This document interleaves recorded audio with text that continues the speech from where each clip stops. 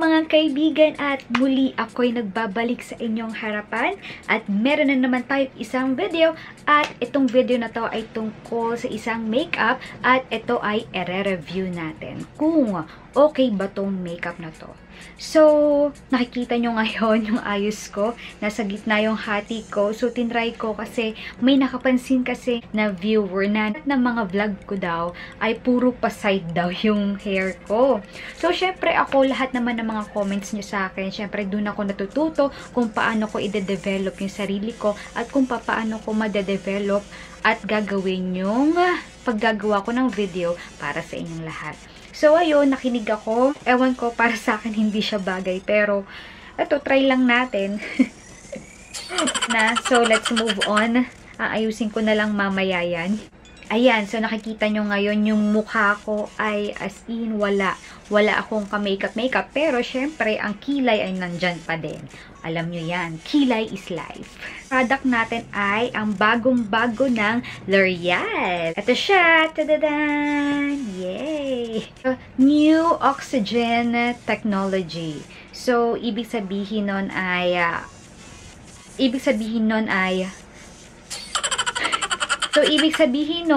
magaan. Hindi siya mabigat at nakakahinga pa yung skin natin. Kasi 'di ba kadalasan pag nagpa-foundation tayo, ayun na nga, mabigat sa ating mukha. So parang alam mo 'yun, parang grabe ang bigat-bigat ng mukha mo, parang hindi na nakakahinga yung balat mo. L'Oreal Paris Infallible 24 Hours Fresh Wear Foundation.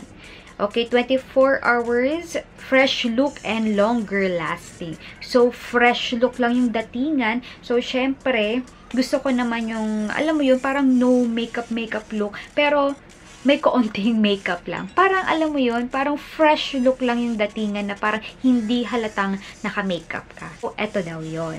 Dito ay 24 hours all day wear. Ayun na nga. So, matagal daw itong isuotin. With oxygen technology, ayun nga, makakahinga ang skin, lightweight, magaan siya, breathable formula, ayun nga, makakahinga yung iyong balat, fresh matte finish. So, ano siya, parang fresh look lang na matte ang finish niya, na, ano ba ang tawag doon? Hindi siya oily, hindi rin siya dry. So, parang fresh look lang yung ang datingan nito. With SPF 25 PA+++. Ayun yung maganda guys. Meron siyang SPF 25. Tapos, meron itong 8 shades. So, itong shade ko dito is yung pinakamuputi. Ito daw kasi yung sabi ng, ito yung sabi ng sales lady. Ito daw yung aking shade. Yung pinakamaputi, tapos yung sunod sa maputi. So, ito talaga yung nag-match sa akin. Ito ay si 20 Ivory. Tapos, ito pa guys, ang nakakagulat. Dahil 550 pesos lang siya. Alam niyo yun guys, hindi ko ina-expect ng 550 lang siya. Kasi nga, sa mga gantong foundation, expectin na natin na alam niyo mga 700 siya or mga 800 siya. So, partida L'Oreal to, 'di ba? Ang mga L'Oreal is medyo may kamahalan din. So, ayun, so nakakagulat lang. Tapos, ang mga shade niya is Ivory, Vanilla, Natural Rose, True Beige, Golden Beige, Radiant Beige, Golden Sand, and Radiant Sand. Ivory, Vanilla, Natural Rose, kasi True Beige. True Beige, ayun yung parang sa mga mapuputi daw. Sabi ha, ayun ang sabi sa akin ng sales lady.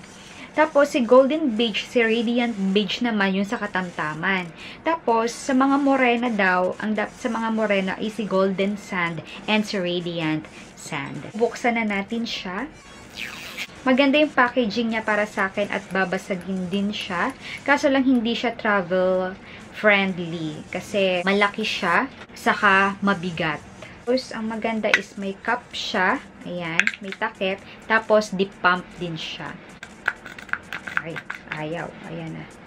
Ayan, ang itsura niya. Ayan yung itsura niya. So, parang liquidy siya. Ayan, nakikita nyo, tumutulo na siya. Tingnan natin kasi kadalasan pag mga ganito yung mga itsura, liquidy, ma-oily masyado sa mukha. Parang madaling mag-oil up yung mukha. Yung kakulay ko naman siya dito. Kakulay ko rin siya. Ang bango niya. Ang bango.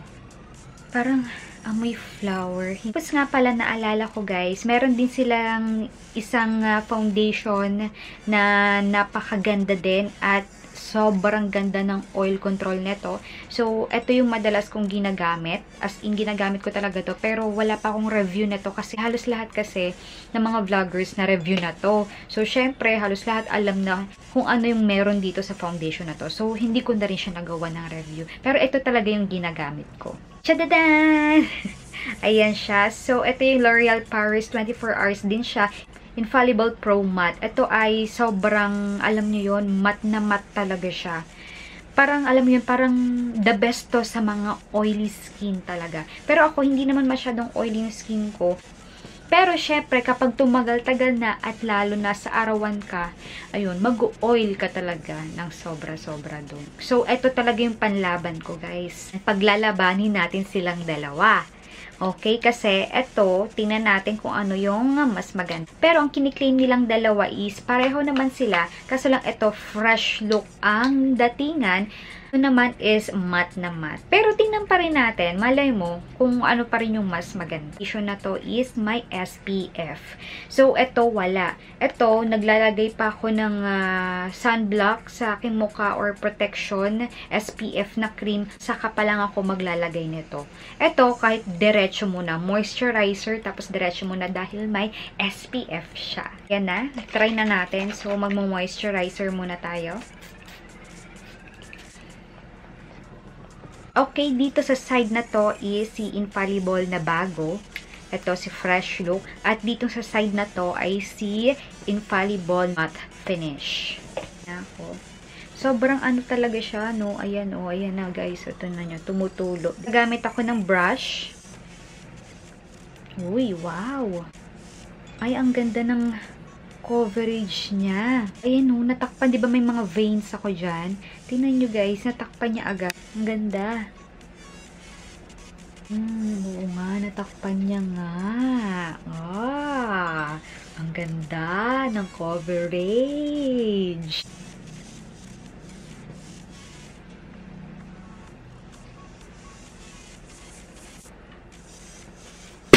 Ay!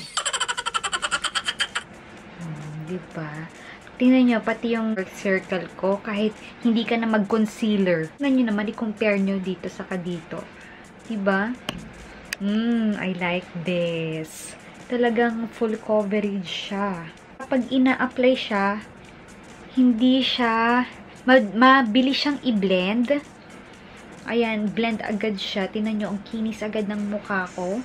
Tapos, oo nga, hindi nga siya malagkit. Oo nga, no? Parang, ang gaan nga ng feeling. Parang, wala akong suot na makeup. Ang galing. Dry spots ako. So, hindi naman niya, hindi nakita yung mga dry spots ko dito. Kaalam nyo yun, parang ang healthy-healthy niya tingnan. Kasi, ayan o, parang may glowy-glowy siya. Ayan, nakikita nyo. Diba? Ayan o. Oh, ayan. Isang apply ko pa lang, ayan, pack na agad. Tignan nyo dito, diba? May mga red spot ako, ng mga blemishes na kung ano. Tapos eye bag ko. Sa kabila, pack. Flawless. Tapos, isang anuhan lang to, isang pahiran lang to, pack. Try naman natin sa kabila, itong si Pro Matte. Neto, ang itsura nito is ganun din. Ayan. Ang amoy niya, ayun nga lang, yung amoy nito parang may pagkapintura. So, ang shade ko dito is Classic Ivory. Then, gagamit ako ng sponge.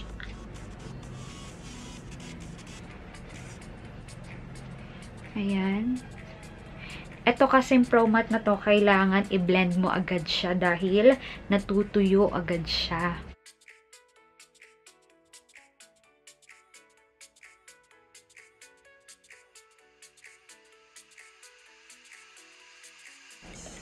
So, ano masasabi nyo sa coverage? Parehas lang ba? Parang mas may coverage to, no? Tingnan nyo mabuti. Yung sa eye bags ko, parang eto, hindi masyadong kita. Ito, kita pa yung pagka-black niya. Tapos, ayan o, meron pa ako dito konti. Pero, ang kapal na nang nilagay ko ha. Ayan, meron pa ako dito konti. Ayan o, kita nyo. Ayan dito, may parang blemishes pa. Pero dito, ayan, ang kinis. So, idagdag na lang natin para pumantay. So, ayan na. I-compare na natin. Lalapit na ako sa inyo. So, ito yung isa. Diba? Parang ang kinis. Although, ayan, meron pang konting vein. Pero kanina, diba, sobrang pulpak yung vein na yan. Pero tinatak pa naman siya ng konti. Okay lang yan na medyo kita pa ng konti. Siyempre, para, alam mo yun, medyo kita pa yung skin mo. Hindi halatang naka-foundation ka. So, okay lang yan. Parang ang glow-glow. Ayan, no, kita nyo. Ayan. Parang dewy siya tingnan, pero hindi siya malagkit. Hindi siya malagkit. Ayan, no. Wala. Saka ang gaan ng feeling. Ayan. Parang alam niyo yun, parang yung mga skin ng mga Koreana. Yun. Ganun yung datingan dito sa side na to. Tapos, sa side naman na ito, matte na matte ang datingan. Saka hindi pa masyadong na-cover yung mga blemishes ko. Ayan pa. Ayan, no? Ayan, diba? Matte na matte siya. Parang perfect talaga to sa mga oily skin. So, depende naman yan sa kalagayan ng skin mo. Kung oily skin ka, dito ka. Kung hindi naman, kung combination skin ka, dito ka. To finalize this look, I will be back later. So, talaga, di talaga ako sanay ng ganitong buhok at sa nakikita nyo, ayan pa rin, ang lapad pa rin ng buhok. So, sana magustuhan nyo yung aking buhok at magustuhan nyo yung ayos ko ngayon. Iba naman yung ayos natin ngayon kasi sa mga nakaraan kong video, lagi tayong ganun nga yung buhok. So, eto na yung ating buhok ngayon. So, ayan na siya. Sana magustuhan nyo yung ating makeup for today. Then, ito si Fresh Look. Ayan siya.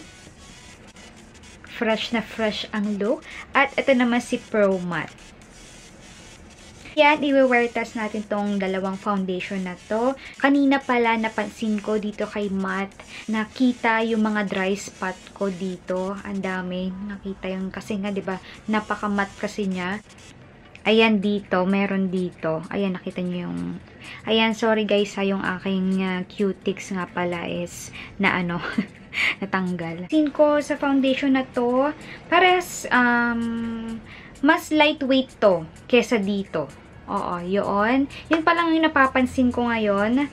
Tapos, ano pa ba? Yun nga, nag-powder ako. So, parehas, parang, ito, sa nakikita ko ngayon, parang pareho sila. Pero kanina, di ba, kitang-kita natin na, ano, na mas healthy look to kaysa dito. So, ngayon, yung naglagay na tayo ng makeup, kasi nga, naglagay na ako ng highlighter. So, parang naging medyo healthy look na tingnan dito. Pero, parang sa nakikita ko, mas healthy look pa rin to. Kayo na maghusga. Pero, para sa akin, parang ang hirap e-explain pa rin. Pero, para sa akin, mas parang, alam niyo yun, ang healthy look talaga nito ni Fresh Look. Yun lang ha. Pero, pansin niyo naman, di ba sa camera, parang alam mo yun, parang natural look na glow na, basta fresh look talaga yung dating niya. Ayun, paulit-ulit na ako sa fresh look na yan. At i-wear test natin tong dalawa. So, tingnan natin kung sino ang mas okay, ang coverage, mas okay, ang performance. Yun nga pala guys, may nagtanong nga pala sa akin kung anong cutics daw yung ginagamit ko. Cutics na ginagamit ko is Chicks ba yun? Basta Chicks, ipa-flash ko sa screen. Pili nyo siya sa Watson. So, it's only 35 pesos or 38 pesos. Napili ko yung cutics na yon kasi nga, pumipili ako ng mura. So, si Chicks, yung pinaka, sa hilerang yon dun sa Watson, yun yung pinakamura. So, ayun na yung lagi kong binibili. Tapos, yung mga gusto kong color is nandoon din. Minsan, ako lang din yung nag-cutic sa sarili ko. And, paminsan ako, nagpapa-nail polish din ako. Tingnan natin and see you later for the update. Ayan, ito yung itsura niya sa labas. So, pasensya na at magulo. Nandito kasi ako sa sampayan namin. So, ayan, ang ganda ng background natin. Makikita nyo, ito, ang ganda pa rin ni Fresh Look.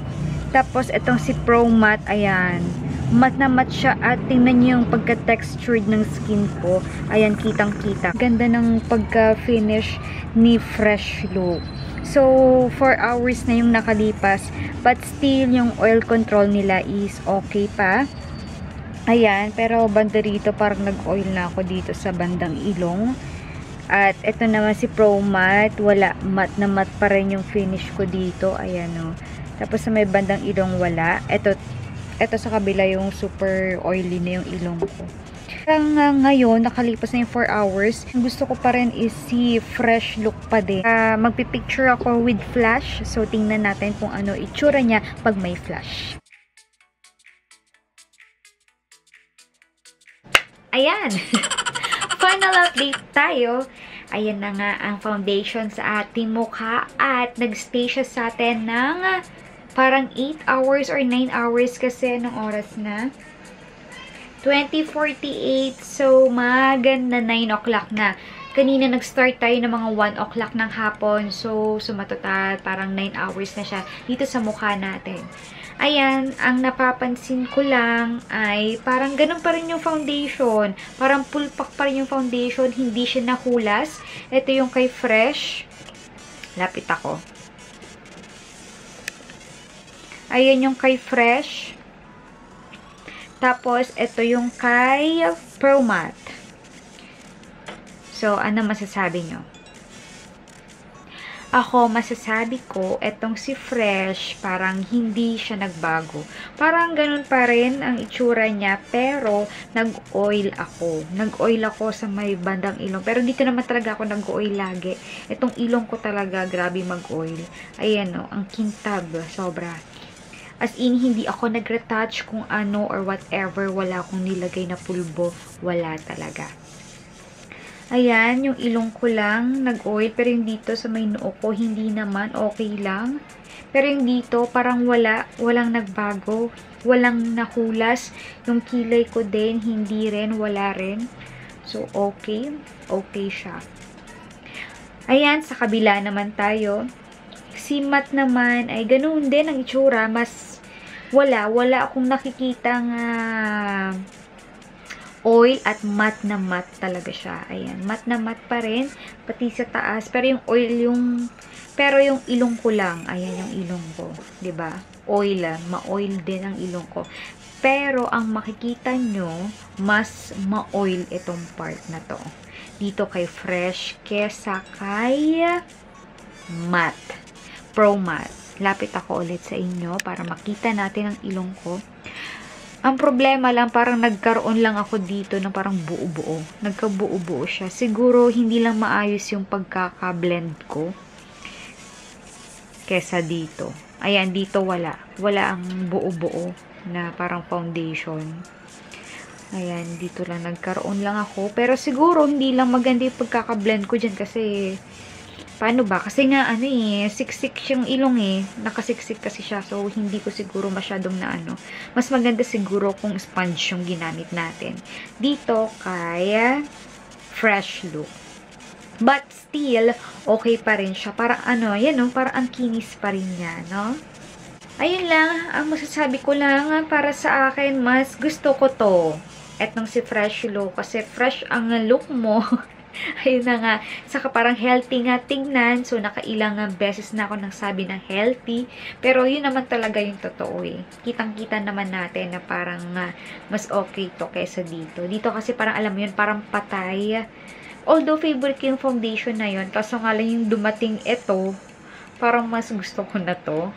Pero hindi, gagamitin ko pa rin to. Kasi, syempre, kapag aurahan na matagalan, ayan, kailangan nyo ng super matte. At saka, yun nga, sa mga, marerecommend ko tong si Pro Matte sa mga oily skin talaga. Tapos, ito naman si Fresh Look, marerecommend ko sa mga combination skin. Lalo na doon sa mga dry skin, ayan, pwede to sa inyo. Pero yung mga oily skin, ewan ko lang kung pwede to sa inyong sa inyo si Fresh Look kasi nga yung ilong ko sobrang nag-oil siya. Pero siguro mareremedyohan nyo yan, mag-retouch lang kayo kasi di talaga ako nag-retouch. So, ayun. So, si fresh look yung nagustuhan ko. Okay guys, so thank you so much for watching. Sana may natutunan na naman kayo again sa akin at sana nagustuhan nyo ulit itong video. So comment kayo sa baba kung nagustuhan nyo yung ayos ko ngayon. Pero ako sa akin parang hindi ko talaga gusto yung aking buhok. Pero at least gagawin ko pa rin to paminsan-minsan. At tinanong ko yung anak ko kanina. Sabi ko kung gusto niya yung buhok ko. Sabi niya ayaw daw niya. Hindi niya nagustuhan. Comment din kayo sa baba about dun sa mga experience nyo at kung nagamit nyo na ba tong foundation na to. At ito na ang hinihintay ng mga viewers natin dyan. Ayan, muntikan ko na makalimutan i-announce kung sino yung mga winners dun sa last video natin. The lucky winners are Jocelyn Ikmat, Vanilla Cake, Shekaina 23, Aiko Padilla, and Shari